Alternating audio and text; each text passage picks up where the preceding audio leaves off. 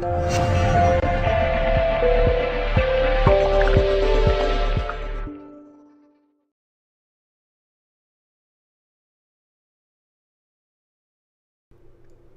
folks, James Brandon here. Today we are going to go over this image from White Sands National Monument in New Mexico. This is a really fun image for me. It was just a lot of fun to create and a lot of fun to post-process, and I hope you'll enjoy it too. You should have the raw files if you want to follow along.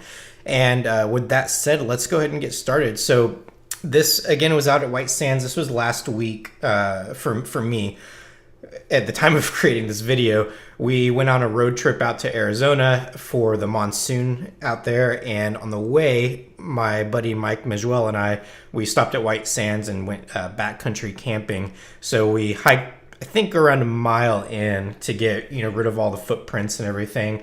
And it was still a little bit of a bummer because there was a rainstorm, a monsoon storm that had come through earlier over the park.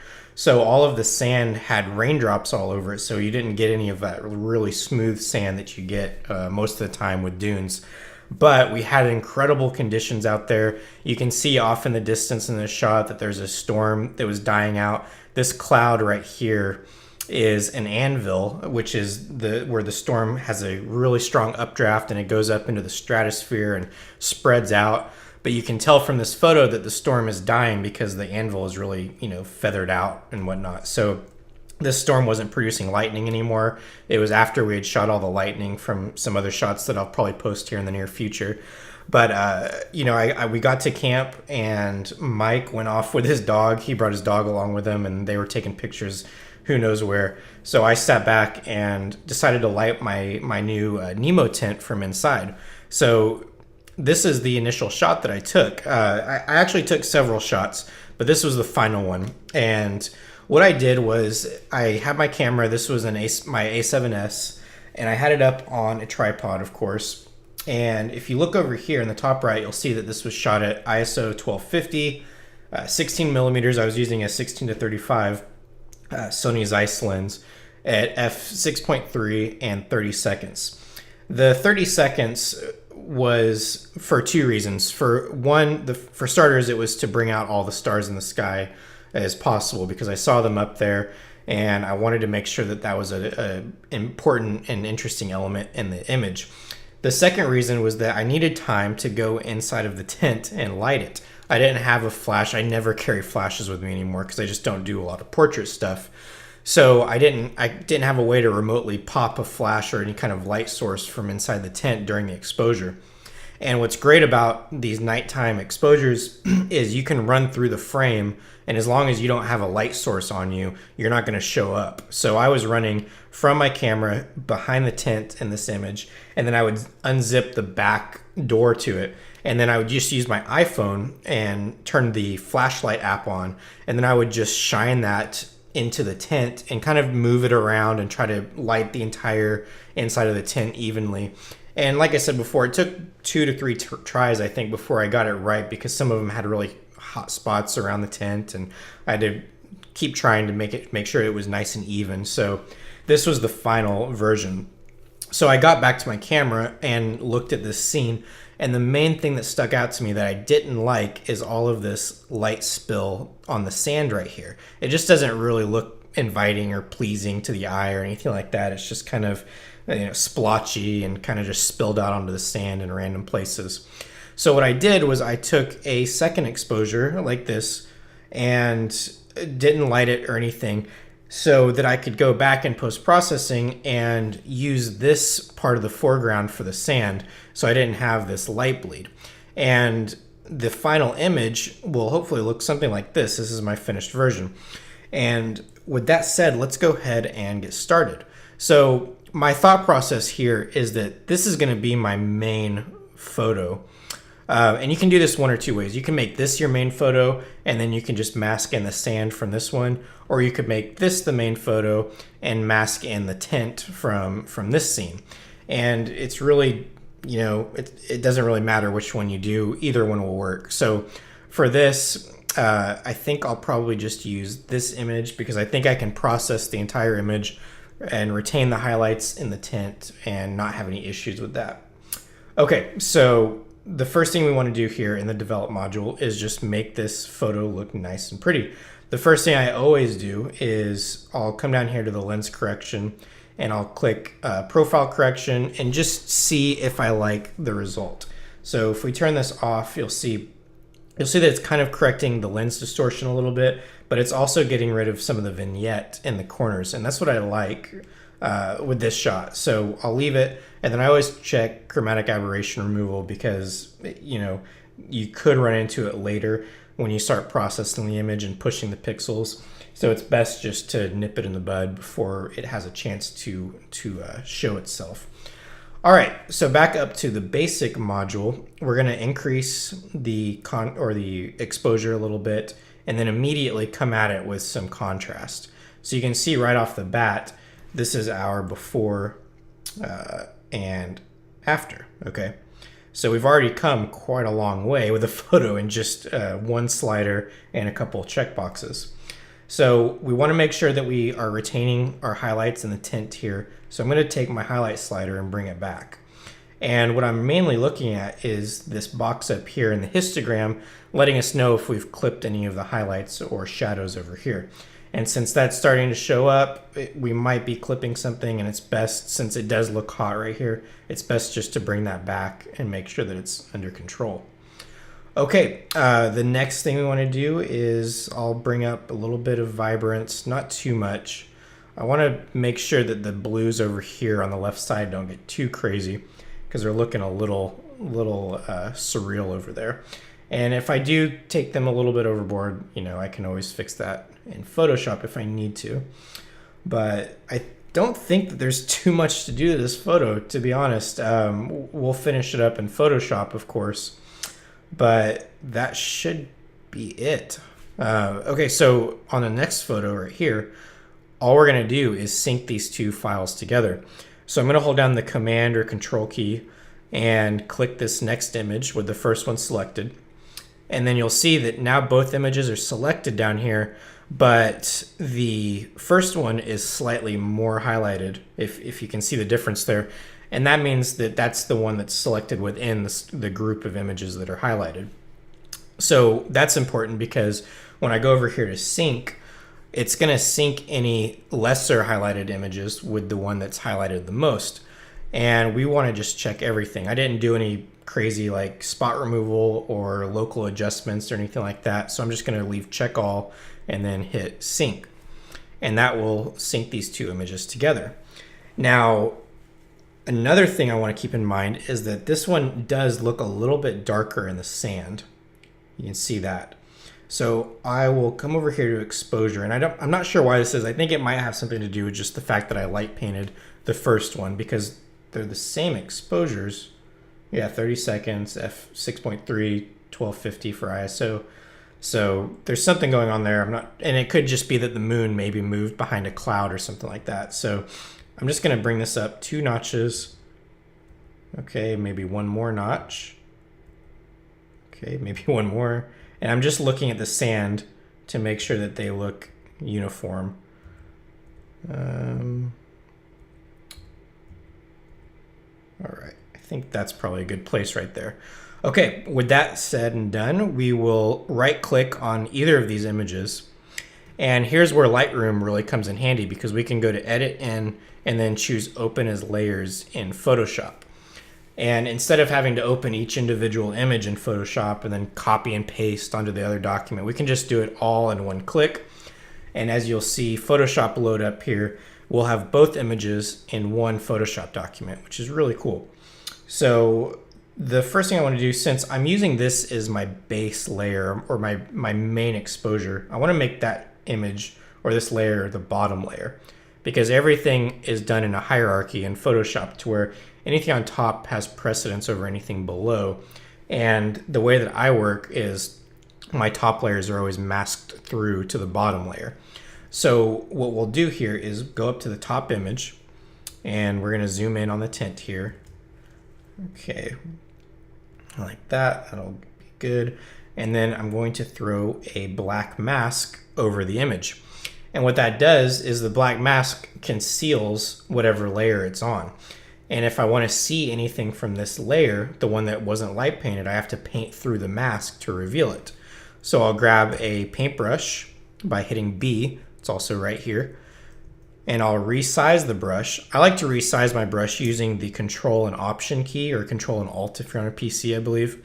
You just hold both of those down and then drag with your pen or your mouse, and it just lets you dynamically adjust the size of your brush rather than using like the bracket keys, which is just incremental. So I've always preferred this method. And I think what I'm going to do here is paint with 100% opacity. You can see the opacity up here at the top is at 30%. There's 3 ways to change the opacity. You can just hover over the word and drag it all up to 100%. You can click this and then drag this up. I like to just use the number keys. So I'll just hit 100 on my keyboard and it'll change us to 100%. And then I want to make sure that I'm painting with white because we have a black mask over here. So over here, you'll see my palette. And let's say this was gray or something like that.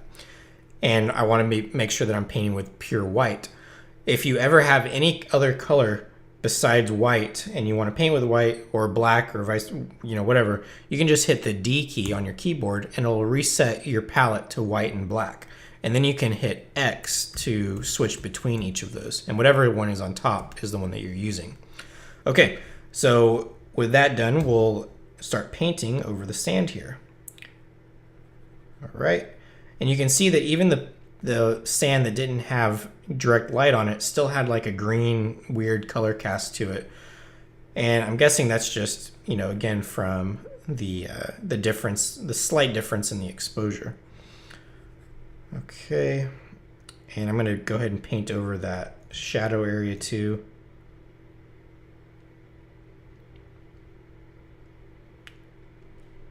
Just go over them slowly and carefully, like that. All right, and then I'll paint all this out.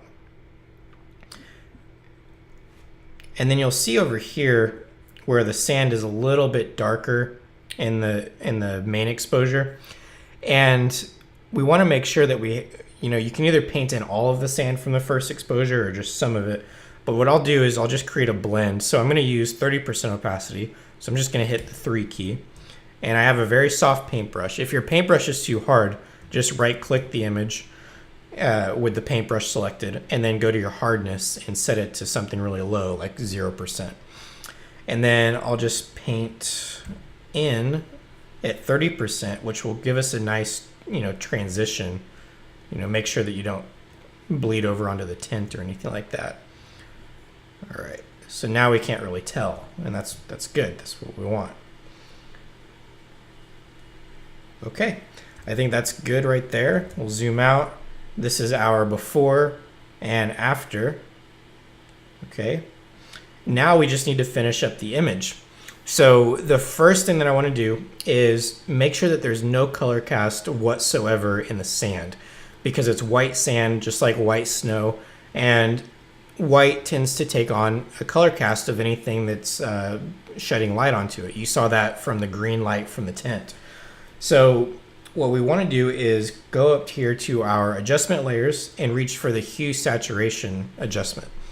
And then we'll go to this little icon right here with the hand with the arrows on each side, and we'll just come down and click into the sand and see if anything pops up. So watch right here where it says master. And if I click on the sand, it turns to yellows. That means that Photoshop detected that there were some yellows inside of this this part of the image. So we'll just click and then drag over to the left and remove any of that. Okay, we'll click over here, see if we can get anything else. Okay, I'm seeing some greens. Make sure those are all gone. And I think that should be it. I don't think we'll get any blues or anything. Okay, good. So what you can see here is that Photoshop removed the greens and the yellows from the entire image, and that's not what we want, obviously. We want that green and that yellow glow to come from the tint, and we want any of that in the sky as well. It looks like we might have lost some from the sky. So what we'll do to counteract that is we'll reach for our quick selection brush up here. And then we just need to paint inside of the tint, like so. And we're not making a huge change here because the color cast that was present in the sand wasn't really, that powerful. It was very subtle. So, we're not doing anything crazy by removing it. So I'm not very concerned with how precise this mask is. I think it'll work just like that. But with that made, actually, I think I want to remove it from the shadows here. I don't think I need it in there. And we can fine tune this later if we need to. But okay, with that selection made, all we have to do now is hit the delete key. And that's it. So Command D to deselect that selection. And that looks pretty good to me. We can zoom in here and make sure that, it's all nice and kosher. But if it doesn't look good, some parts, we can just grab our brush again, 100% opacity, and paint with black. Looks like it just missed a little hair on the selection there. That all looks fine. Okay, that looks good there. Okay, so this shadow area might need a little bit of work. So what I'll do is I just want to bring in some of it. So I'll paint with, let's say, 30% opacity and just bring in some of that green into the shadows.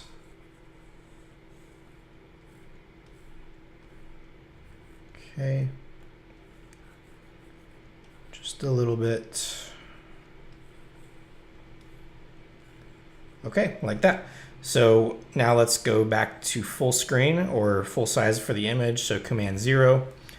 And the next thing we want to do is bring the sky back. So again, I will reach for my quick selection brush because we have a really easily defined skyline here. Just like that. And then hit delete. Come on, delete. Nope. Sometimes it doesn't work like that. I'm not sure why, but sometimes you have to hit Option delete. And that will do it. Okay. So Command D to undo that. And now we can go over to our hue saturation and see our mask that we have. So there's a little bit of weird thing going on here. I don't think it shows up in the image, so I'm not too concerned with it. But we have a nice selection of our sky too.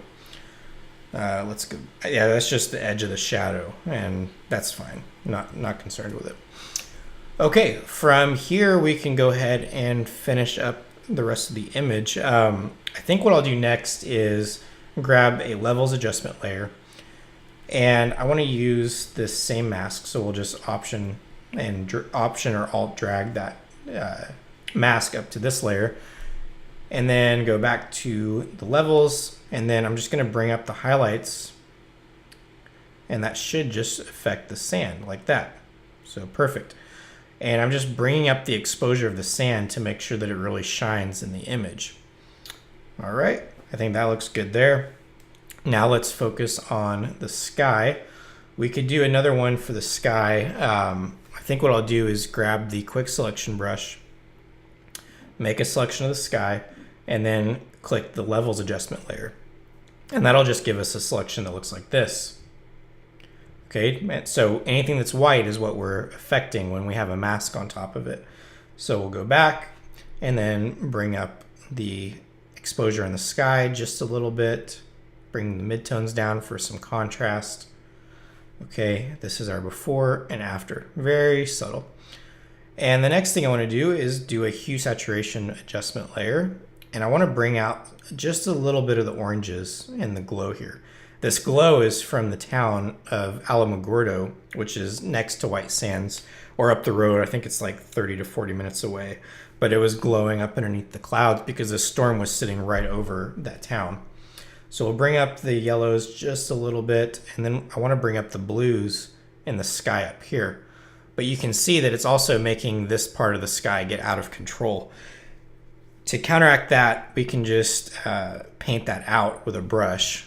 So we'll bring up black, and let's do like, you know what, let's invert the mask. So we'll hide all of that all together, and then we'll paint with white, and then we'll just paint in the sky where we're getting the city glow from Alamogordo, and then I'll just paint in some of the blue in the sky up here, and that'll be much more precise for the mask.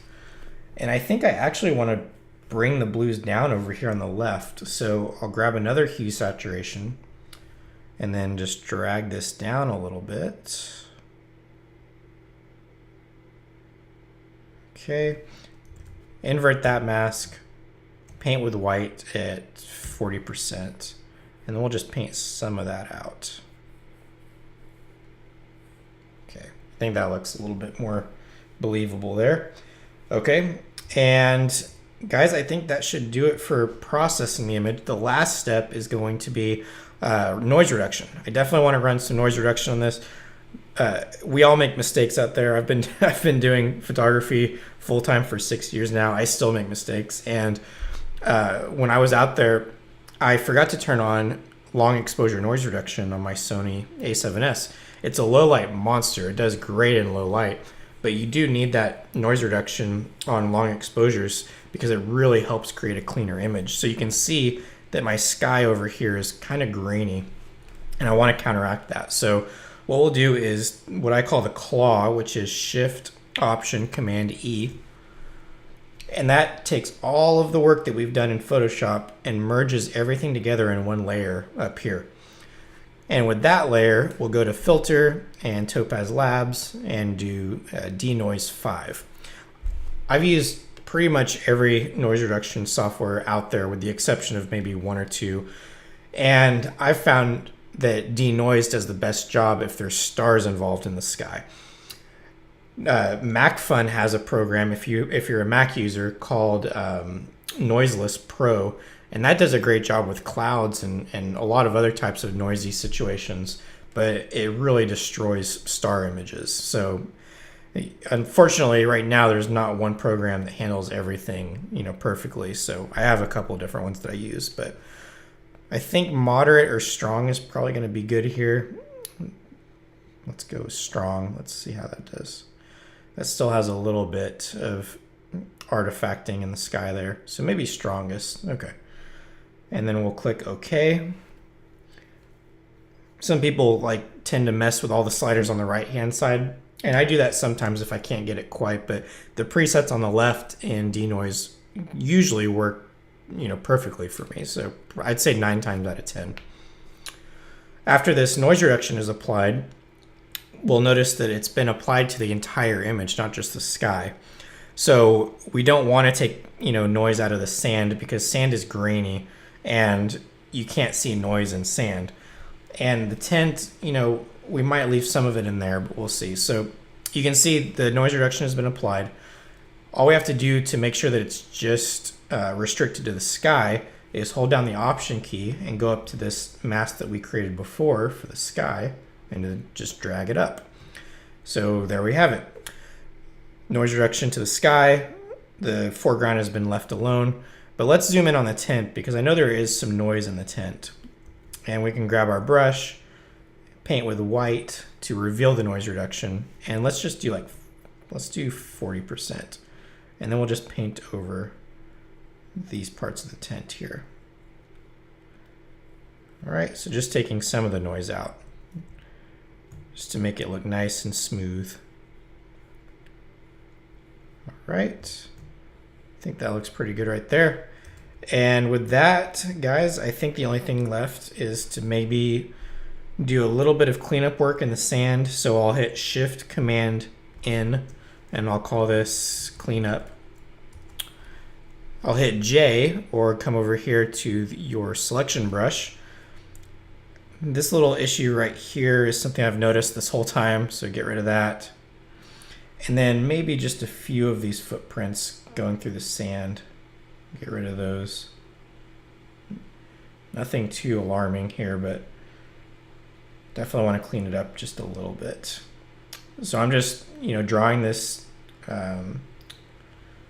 healing brush over the sand, and you want to make sure that Sample All Layers is selected, and then use Content Aware.